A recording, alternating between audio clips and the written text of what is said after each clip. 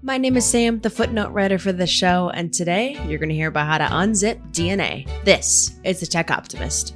This has huge implications on multiple dimensions and in ways that I don't pretend to fully anticipate. The implications in medicine are vast. There's a lot of really complex genetic disorders that you can't get at with just CRISPR. But just, give somebody a chunk of money based on their talent and let them just go. When that is done, good things happen.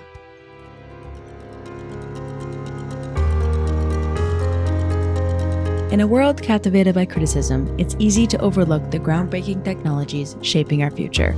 Let's shine a light on innovators who are propelling us forward.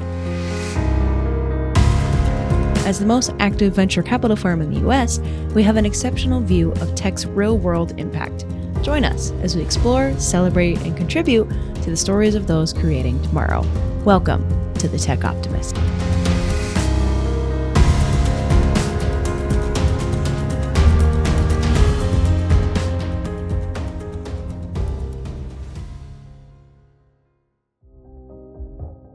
As a reminder, the Tech Optimist podcast is for the informational purposes only. It is not personalized advice, and it is not an offer to buy or sell securities. For additional important details, please see the text description accompanying this episode.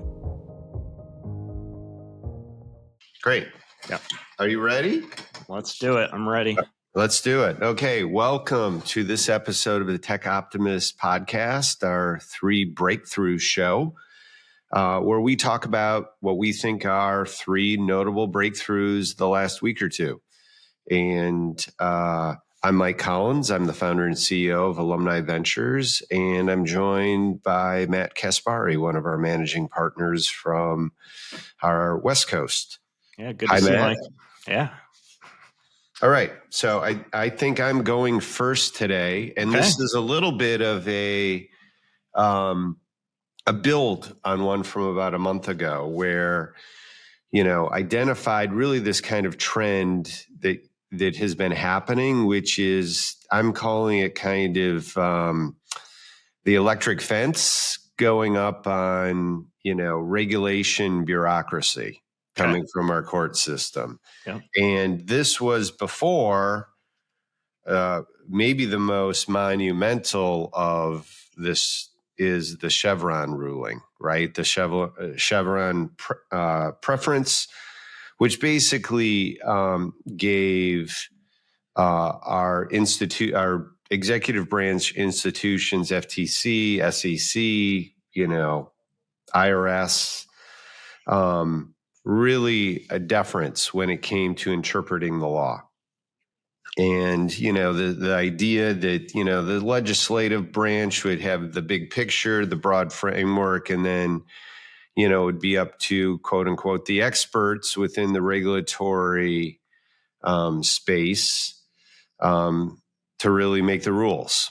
And, I think from this is about, we're venture capitalists and, we obviously deal with these institutions in industry after industry. Our portfolio companies do.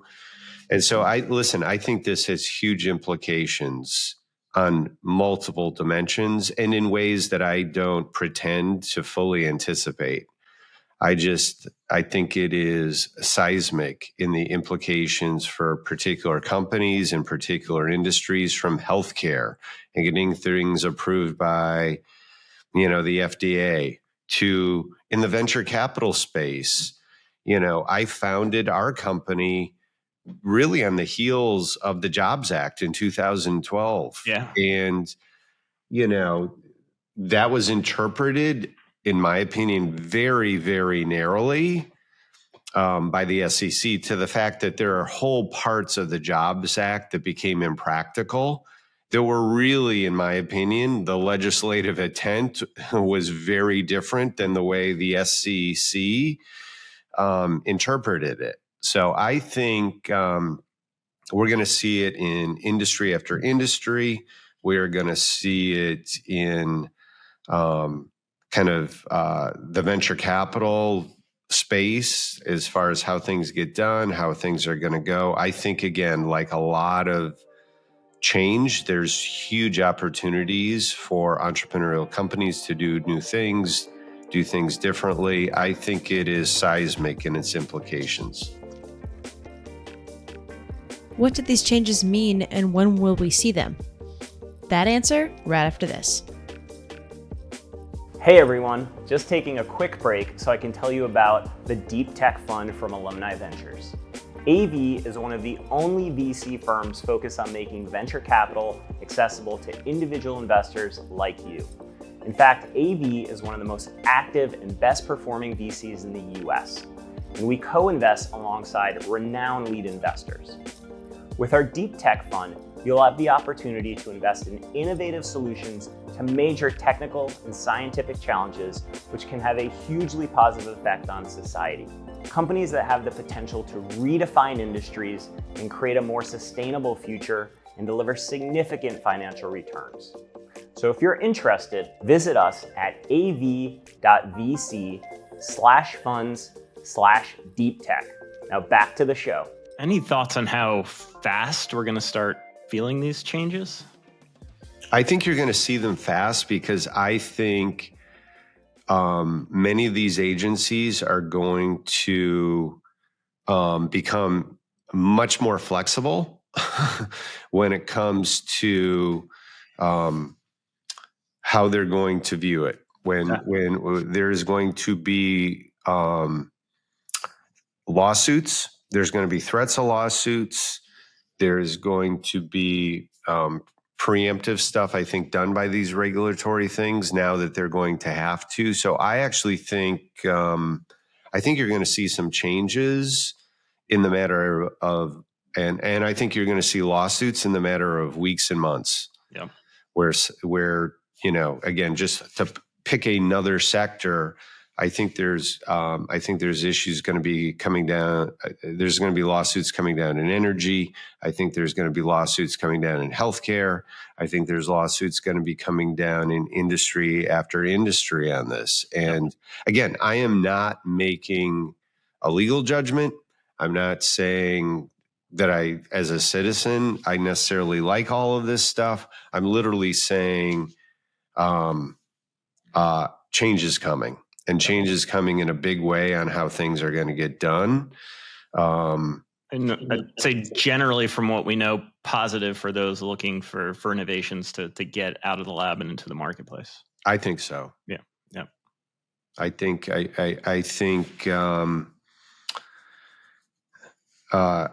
in trying to I'll give you a very specific example that I can speak to personally, which is in the venture capital space. It is very restrictive in being able to invest in venture-backed companies is restricted to a group of people called accredited investors. Yep. And that in our country is defined by one's personal wealth and balance sheet. And I think that definition, and that has been, we need to protect people. And, I think that the restricting an American's ability to spend their own money and invest their own money is somehow expanded if you're rich, is not going to play very well with a judge or a jury. And so I think that's just one example of where I think change is coming, and it's going to come pretty quickly because, yeah. Great. So what do you got, Matt? Yeah. Okay. So the one I have is a new gene editing technology called bridge editing. So 2 papers came out in Nature last week talking about this discovery. And it was done by researchers at the ARC Institute, which is a nonprofit research institute in Palo Alto. That's pretty interesting. So they've got collaborations with Stanford, Berkeley, UCSF, and they've got really a novel model for collaborative research. So they bring on these core research scientists, and they give them this no strings attached multi-year funding agreement. And the idea is that the researchers won't have to spend so much time fundraising, and they'll have a lot more flexibility and freedom to pursue research that they're really passionate about, but also can take on projects that could fail. And this research institute launched in late 2021 with $650 million in funding. The founders of Stripe played a key role in getting this off the ground. So really interesting to see some breakthrough research coming out of this institute. And to understand the potential significance of what we're talking about here with bridge editing, I think it's a good place to start is talking about CRISPR, which I think a lot of people have heard about, but this was this major breakthrough in gene editing that allowed scientists to make precise edits to DNA. And the scientists behind this won the Nobel Prize in Chemistry in 2020. It's transformed genetic research over the last decade, allowed us to treat specific genetic disorders as just one example of the impacts of CRISPR. So people talk about CRISPR as genetic scissors. You can go in, cut the DNA, and then you rely on the cell's repair mechanism to insert new DNA. Bridge editing, this new technique, doesn't actually cut the DNA. It unzips it, a small section, inserts new DNA, and then zips it back up. So you're talking about a totally different method that should be a lot more precise, have less errors. And really the promise here is to insert any piece of DNA into any location in the genome. So rather than a technique that lets you cut DNA, you're talking about having like this write capability directly into the genome. So the name of bridge editing, they called it this because it's physically or bridging two pieces of DNA. So this could allow for just a totally new ways of dealing with biology and biotechnology. And we've talked about some of these in the past, but applying this to crops and agriculture, disease resistance, drought resistance, the implications in medicine are vast. There's a lot of really complex genetic disorders that you can't get at with just CRISPR. This new methodology could open up the opportunity there. And then there's this whole vast field of synthetic biology. You create novel organisms to do things like alternative fuels. So very exciting.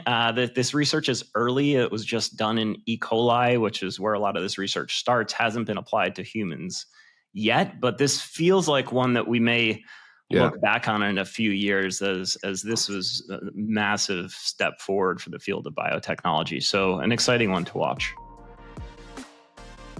Regarding this insanely fascinating breakthrough that Matt shared here, the ARC Institute actually released a video of how bridge recombination works within, their discovery. And I wanted to share the video. So hop over to YouTube and, watch the video version of this podcast there. But there's also an audio with a really cool voiceover. So here is the video from ARC Institute sort of explaining this breakthrough that Matt just brought to the table. Enjoy. What if we had the capability to recombine, insert, excise, or invert any two pieces of DNA? A team led by scientists at the ARC Institute has discovered that jumping genes from the IS-110 family produce a new kind of non-coding RNA guide that enables fully programmable DNA rearrangements. Uniquely, this bridge RNA contains two loops, one that guides the recombinase enzyme to the genomic target site, and a second that recognizes the donor DNA. Once bound to both DNA substrates, the recombinase forms composite active sites to swap the top strands between the two DNA molecules. Following strand exchange, the DNA forms a Holiday junction-like intermediate. Finally, the bottom strands are exchanged to fully recombine the two DNA molecules without creating unwanted DNA breaks. Bridge RNA loops can be independently reprogrammed to insert, excise, or invert any two DNA sites of interest, allowing us to make flexible genome manipulations beyond what's possible with CRISPR. Now, for the first time, the bridge recombination system gives us precise control over large-scale DNA rearrangements, enabling a new generation of genome editing and design.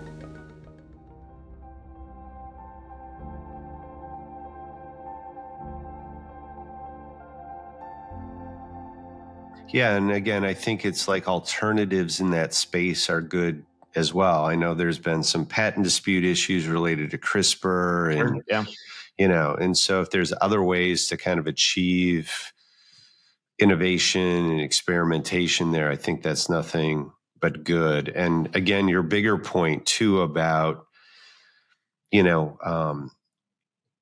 everybody thinks of, VCs as being just, we want the practical short-term implications. But, there is such an important role in our society for basic research and letting people kind of go where they want to go intellectually, just from their curiosity, and not having to spend 2/3 of their time raising money, applying for grants, but just, give somebody a chunk of money based on their talent and let them just go.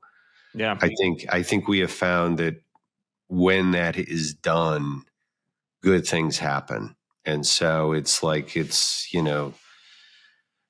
role in our society of the super successful paying it forward with these kinds of just, open-ended grants. I think we saw that. I think we've seen that in the nonprofit space with, Melinda Gates and, just these individuals that are just writing checks versus trying to kind of micromanage this, that, or the other thing. It's just like, if you've got a great researcher, if we can just write them checks and let them do their thing. Yeah, we get developments like this. So super exciting to see. Yeah, new approach to basic research and getting some really strong results quite quickly. Again, they just opened this a few years ago. So pretty cool. And then life science is just so much exciting stuff going on. Yeah, my third one is again just a bit on the same theme of it was the recent AI release coming out of, Claude and Perplexity. And I think when you had ChatGPT coming out with ChatGPT 3.5 and then, 4.0, Yep. I think there was people thinking it's like, they're going to take it. And I think now mid-year 2024 with releases that we're seeing, out of Google, I think what you're seeing out of Meta, I think what you're seeing out of Apple, I think, some of these other chip companies coming online, like Rock, and again, seeing great things out of Perplexity and Anthropic. Yeah, I just think, this, and again, I was playing around with, Anthropic's latest release, and it's just really, really strong, really, really powerful, has its own take on things. I just am now seeing kind of a suite where those looking to bring AI into their own workflows, into their own businesses, into their personal lives, that you have a suite of tools now that are available, that have their own strengths and weaknesses. And so it's like you want to have them all available, frankly. And then combining that with seeing AI being built within tools that you're already comfortable with and using, right? So you may be, really a fan of Canva or something like that, and just seeing those companies building it in. I just, again, see the pace of, AI releases and developments coming, hard and fast. And just, again, I have now hit the tipping point where it's just like, I just think you're going to have, it's just like the App Store or, software. You're going to have a variety of tools to do things well. And now we have a whole class of new tools that are AI tools to help you do something. And what do you think about the agents coming? Do you think your agents will tap into different models depending on the cost of the models, the use case? It feels like it's maybe hard for the individual to figure out what's the right model or the optimal model for the specific situation. Yeah, I mean, I think the issue of agents, I think, is we're right on the cusp of that. I don't think we're quite there yet. I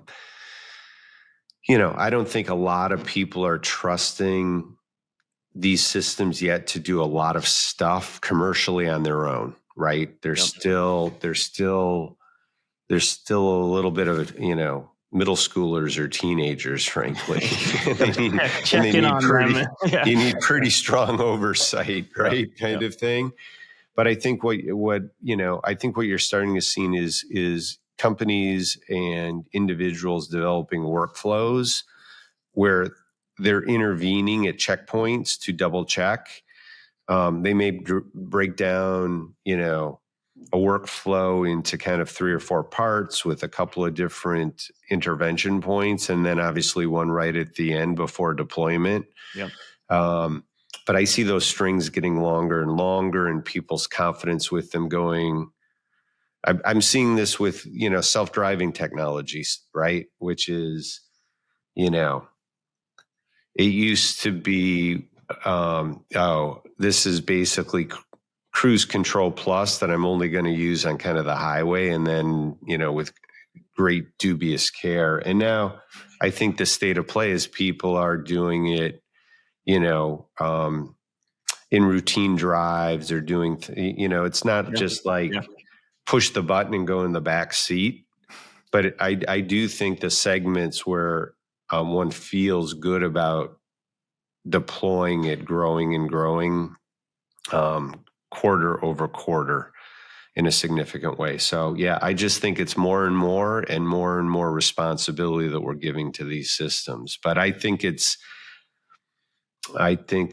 Anthropic release, big deal. I just think there's going to be many winners here, and they're going to all find their niches over time. Yeah, super exciting. Excellent. Another good week. Yeah, great to see you. Thank you. Take care. Have a good one, Matt. See you. Bye.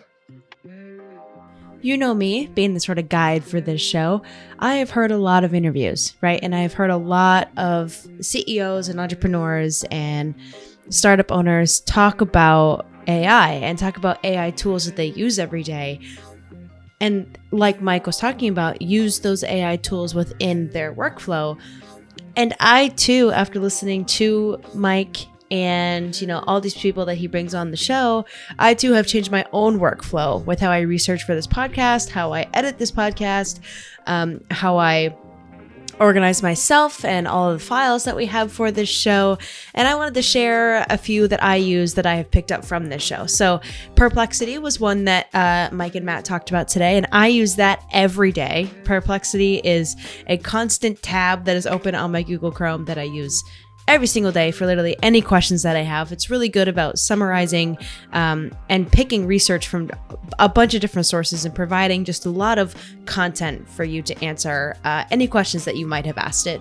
And then recently, after listening to this interview with Mike and Matt, I have started using Claude, which Mike brought up here with his other third breakthrough.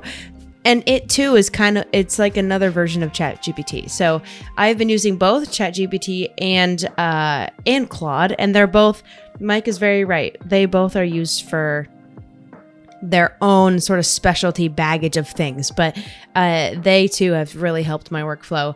And another one, which is for more fun stuff that I sort of use for other things, is Midjourney. And Midjourney is like that sort of image generation AI, which you can use through Discord, directly through their server modifications. So these are just some AI tools that I have used after listening to a bunch of these interviews and or doing some research myself. But we're going to round out this episode with one more short break. Thanks so much for listening to the Tech Optimist. See ya. Do you have a venture capital portfolio of cutting-edge startups? Without one, you could be missing out on enormous value creation and a more diversified personal portfolio. Alumni Ventures, ranked a top 20 VC firm by CB Insights, is the leading VC firm for individual investors. Believe in investing in innovation? Visit av.vc/foundation to get started. Thanks again for tuning into the Tech Optimist. If you enjoyed this episode, we'd really appreciate it if you'd give us a rating on whichever podcast app you're using, and remember to subscribe to keep up with each episode. The Tech Optimist welcomes any questions, comments, or segment suggestions, so please email us at info@techoptimist.vc with any of those, and be sure to visit our website at av.vc. As always, keep building.